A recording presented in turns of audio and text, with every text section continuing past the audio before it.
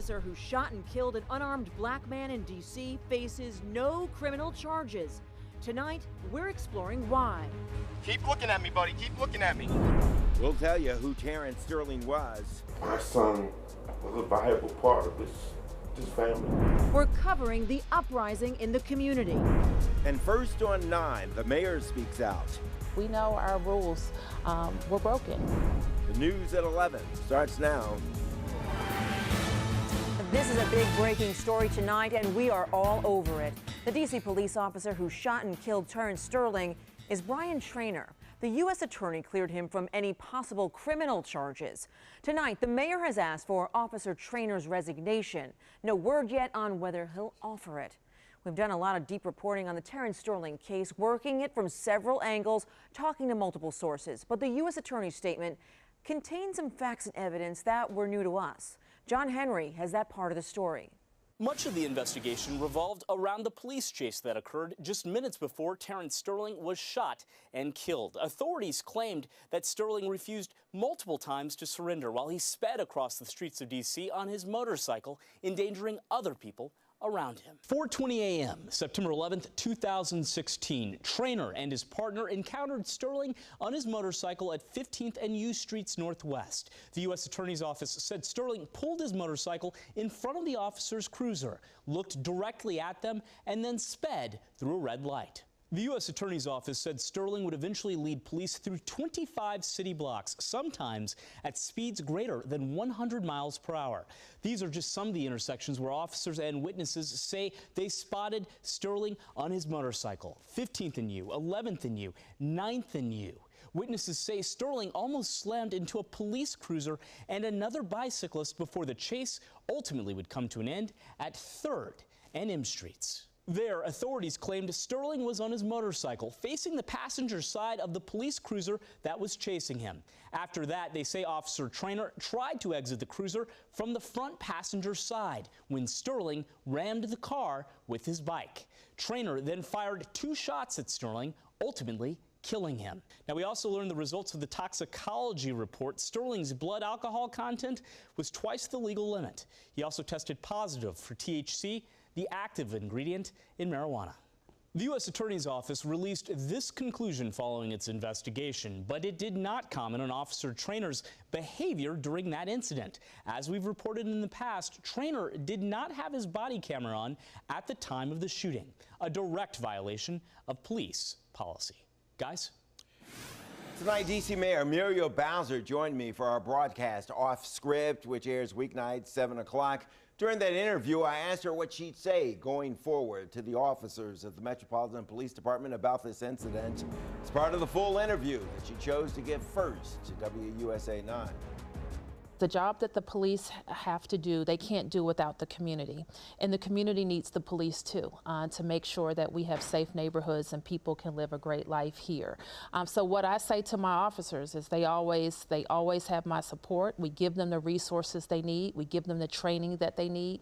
We put body cameras on them so that we would have evidence when they were in these situations to help us shed light on an unfortunate situation that may happen when they're working. So they should know that we give them what they need, the resources and training that they need, but we also, just like we hold citizens accountable, we're accountable too.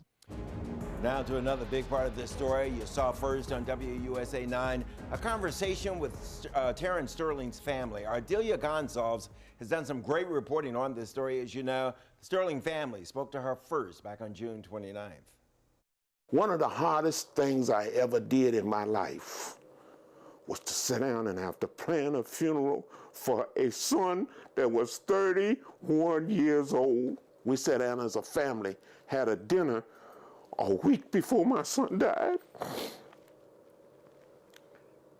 having a good time, laughing and talking about how things were going for us and what we're going to do, what my daughter and my son were going to do in their future lives, and being able to laugh and rally around each other and have a good time. The next week, he was gone, and we still don't have any answers as to what really happened with him. And one more note on Terrence Sterling's family. They filed a $50 million civil lawsuit against the D.C. government and the police department. Despite today's finding by the U.S. attorney, that suit is still moving forward. There is sadness and anger tonight at the spot where Sterling was shot, 3rd and M Streets Northwest. Protesters went there right after the court decision, and our Pete Muntean is there right now live. Pete? A tough night here for friends of Sterling. They were here only last week to remember his birthday. Tonight, the mood so very different. Protesters say no charges mean no justice. His parents thought justice was coming. His parents thought justice was coming. They prayed for justice. They prayed for justice. With their faith shaken, another blow to the friends of Terrence Sterling. Stephen Douglas thought of him like family. He organized this protest. It's important to be visual and let the city know that we're not accepting of what has taken place today. Black Lives Matter. The anger directed at courts and police. Officers watched on from a distance. Protesters shouted their way. It should have been a ticket, maybe even a night in jail, but death shouldn't have been the life sentence that he had to pay. Douglas hoped Sterling's shooting would be a watershed moment. Instead, only tears were shed here. They prayed for justice, Stephen. Stephen, they prayed for justice. We have to learn how to diffuse situations. There had to be a better way, and this young man should still be alive and being loved on amongst his family, friends, and people who really depended on him. This protest briefly spilled into New York Avenue. Police had to redirect traffic. No property damage here tonight. Things remained peaceful. Live in Northwest, Pete Muntean, WUSA 9. There were protests right after Sterling's death, too, largely peaceful. But that wasn't the case in other cities that very same year. July 5th, Baton Rouge, Louisiana. Police shot Alton Sterling several times at close range while holding him on the ground. He had a gun in his pocket. It's not clear if he reached for that gun. The next day, St. Anthony, Minnesota, an officer shot and killed Philando Castile while he was in the car with his girlfriend, Diamond Reynolds, and her 4-year-old daughter. Reynolds streamed the horrific aftermath on Facebook Live. Castile had told officers that he had a weapon on him. July 18th, North Miami, Florida, police shot Charles Kinsey. He was a therapist who was taking care of an autistic patient. He was negotiating between police officers and his patient. Before the shooting, Kinsey had laid on the ground with his hands raised, asking officers not to shoot. Kinsey survived. And 10 days after Terrence Sterling was killed, September 20th, Charlotte, North Carolina, police shot Keith Lamont Scott in the parking lot of an apartment complex. Police say Scott had a gun. His family says he did not. Recapping our top story, 3 years to the day after Michael Brown was shot and killed in Ferguson, Missouri, no charges for Brian Traynor, the D.C. police officer who shot and killed Terrence Sterling last year right here in the nation's capital. We've got a lot more reporting on this story for you online and on our WUSA 9 app.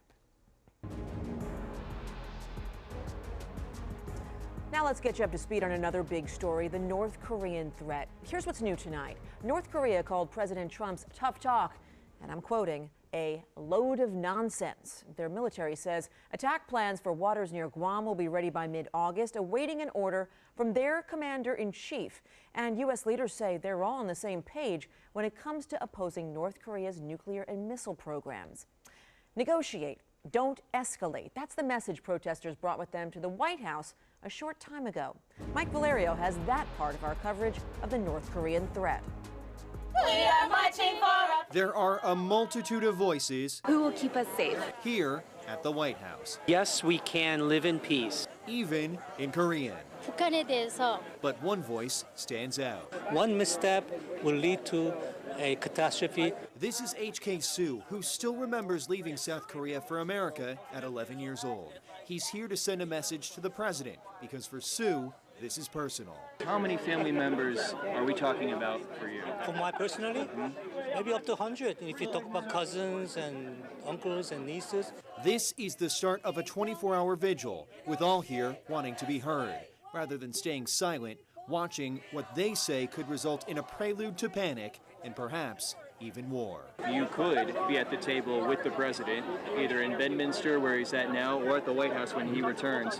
What's the first thing you think you would say to him? I'll say, stand down, Mr. President. You know, your rhetorical phrases does not help. It will just inflame the situation further into a point of no return. At the White House, Mike Valerio, WUSA 9. So, how hard is it to actually meet your member of Congress on Capitol Hill? Well, the answer might surprise you. A special assignment unit has that story for us tonight as part of their series, Big Rigs, Big Risks. And does a pop-up notice on your iPhone mean you've gotten infected with the virus? You asked, so our verified team got to work to find the answer. And it's a beautiful night in the nation's capital, and Howard's out there enjoying himself. Oh, yeah, what a day we had, turning into a nice night. We're going to be down in the 50s and 60s once again. Another good one Thursday, but some issues as we head toward the weekend. I'll detail that for you coming up in a few minutes. You're watching the news at 11 on WUSA 9.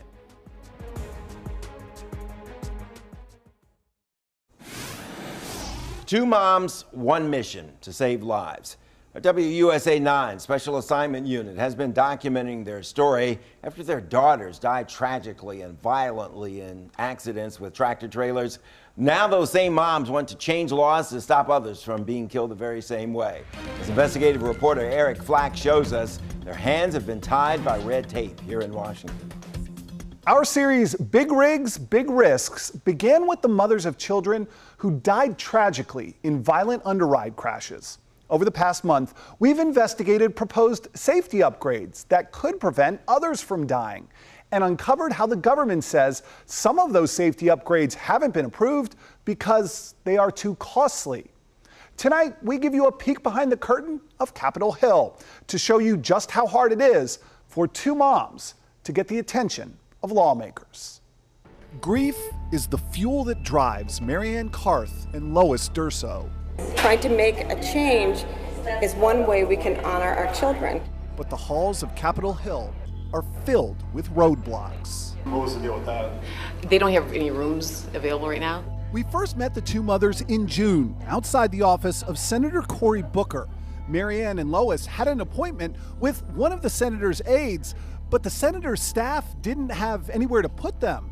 So they took the meeting down the hall, literally.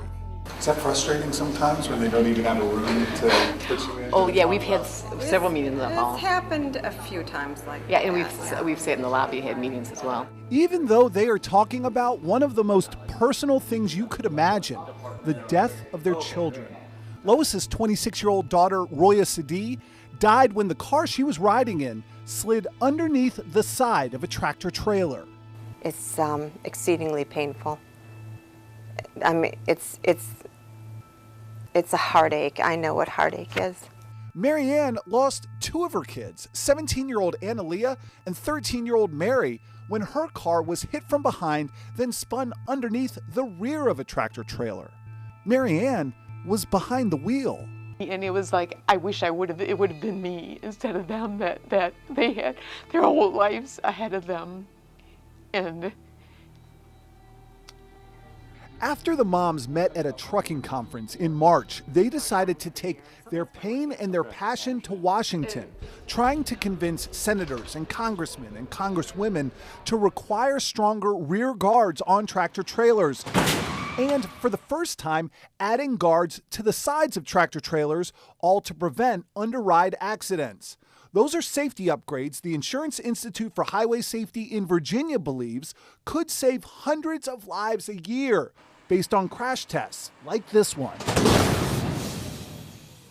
To carry that message, the women have traveled thousands of miles over the last 6 months, making 6 separate trips to Washington, D.C. Marianne coming from her home in North Carolina, Lois from even farther away in Florida. And keep in mind just how hard Marianne and Lois have to work to get to all of these meetings. There's 6 congressional office buildings spread out all over Capitol Hill, and even more spread out around D.C.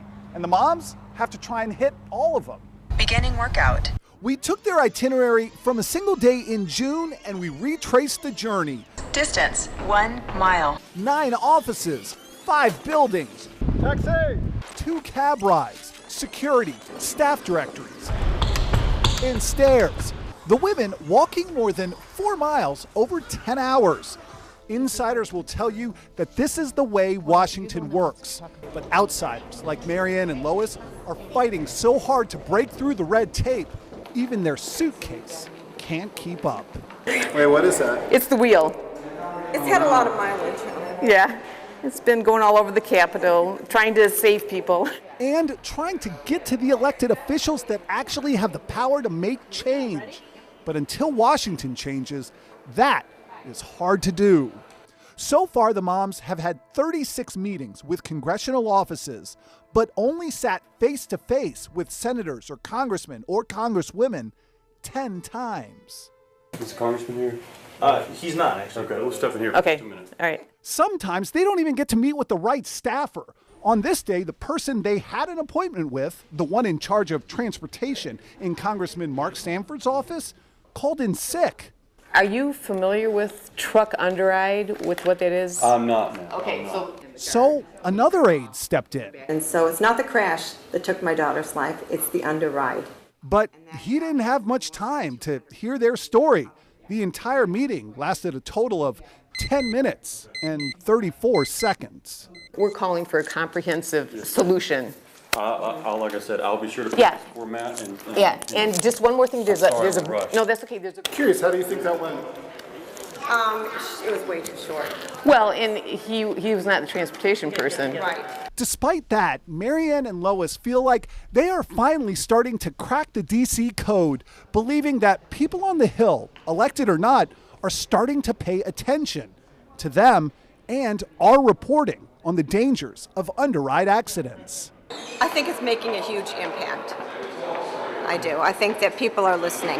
Still, to actually get in front of a lawmaker, they usually have to stop one on the street. We've written a truck safety bill for underride, so just wanted to say hello. We're getting some momentum on it, and we'd like to meet with you sometime. Yes, if you call Joey Wender, I want to meet with you. And when they called for that meeting with Senator Ed Markey, Marianne and Lois ended up getting a staff member instead. As it turned out, the senator didn't have time for them after all. Marianne and Lois aren't the only ones having a tough time getting lawmakers to talk face-to-face. Tomorrow night, we show you how our calls to Capitol Hill seem to have fallen on deaf ears and what one leading auto safety group says it will finally take to get tougher rules. Eric Flack, WUSA 9. It's time for a check on DC's most accurate forecast. Here's First Alert meteorologist Howard Bernstein. And what a beautiful day, perhaps one of the better days of the entire summer. 3-degree guarantee. I forecast the high of 85 degrees, dry year, sunshine. We actually made 86, so we're in by one. Tomorrow, you know what? I like the number 85. We're going to go 85 again, similar to today, as we'll have lows in the 50s and 60s. By lunchtime, 80-ish, and then the low to mid-80s in the afternoon. The one difference tomorrow, we may just have a tad more humidity, still going to be comfortable, and a few more clouds in the afternoon. We're in the 50s already in the mountains, out in Winchester, Front Royal 61, still 74 in town and by the bay. We've got the heat of the city and also the heat of the bay, keeping Annapolis there in the 70s, and across the bay, yeah, well, Cambridge not there tonight, but Easton checking in at 68 degrees, and it's a good evening across the region. Dew points in the 50s and low 60s with a temperature of 74 and a light southeasterly wind at 5. We could see an isolated patch of fog tonight, but no real problems. High pressure nearby. That's going to give us a nice night and also another good day on Thursday. But I want to look just to the west here into Tennessee and Kentucky. On the backside of the high, the winds turn to the south and the moisture's already returning. And this is something we're going to have to watch as we get into Friday west of town, and maybe Friday night, Saturday, we could get some bigger showers and storms around here. So the future cast, the dry air is in place. We're going to have a good Thursday. It'll slowly pull away the dry air while the clouds, the moisture, the shower threat inches off toward the east. By Friday morning, see the clouds here. Some showers, looks like mainly west of the Blue Ridge here. We may see a couple try to sneak our way Friday afternoon, a better chance Friday night into Saturday morning, where we were looking at showers developing here, and then we could see the scattered showers and storms in the afternoon. I want to take you down into Mexico. Franklin, a hurricane, was upgraded earlier today. This thing is going to do some damage here just north of Veracruz. It's coming ashore in the next couple of hours. Winds 85 miles an hour, gusting to 105. It may strengthen slightly, but it doesn't have a lot of time before it comes inland there. 4 to 6 foot storm surge. 4 to 8 inches of rain, locally 15, and a lot of mountains. So there's going to be some mudslides and flooding, and then it'll weaken quickly, still be a tropical storm near Mexico City as we head into lunchtime on Thursday. And then it'll go west, dissipate, but might reform actually in the Pacific, and then it would be another storm. Tonight, 50s and 60s, comfortably cool once again with light winds. Tomorrow looks good, 60s and 70s in the morning, and in the afternoon, perhaps a couple more clouds, but still pretty nice for August. Low to mid 80s, still not too humid. On Friday, some scattered afternoon storms, mainly west. Saturday, mostly AM storms. We may adjust that. Timing on Saturday is tough, so watch that, a possible yellow weather alert day. It does look better Sunday with isolated storms, a few storms Monday, and then still comfortable temperatures Tuesday and Wednesday. We're going to be back with more of the news at 11 right after this.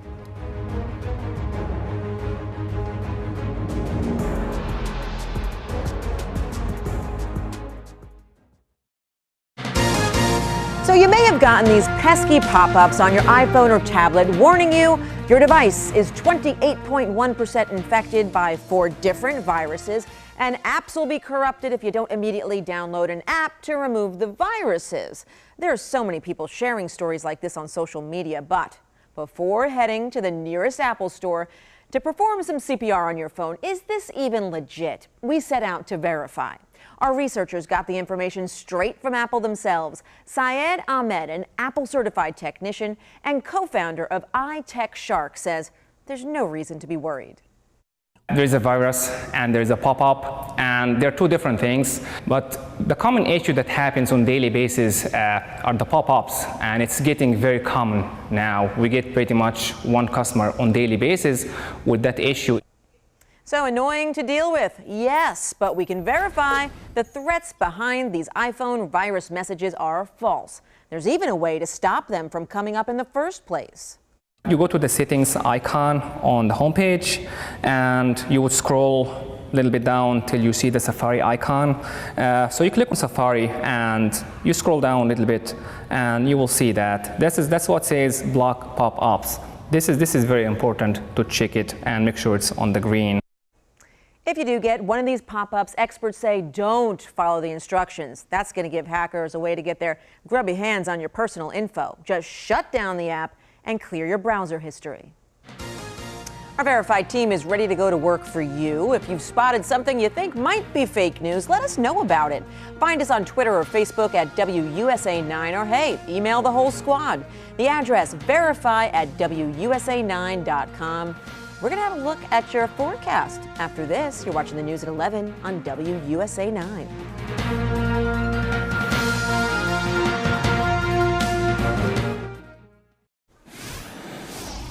I think Bruce wants to know if he can go for a bike ride tomorrow. Can I? Oh, definitely. Definitely. Tomorrow's going to be almost like today, just a few more clouds, 85. Looks fine up at M&T for the Burgundy and Gold and the Ravens tomorrow night.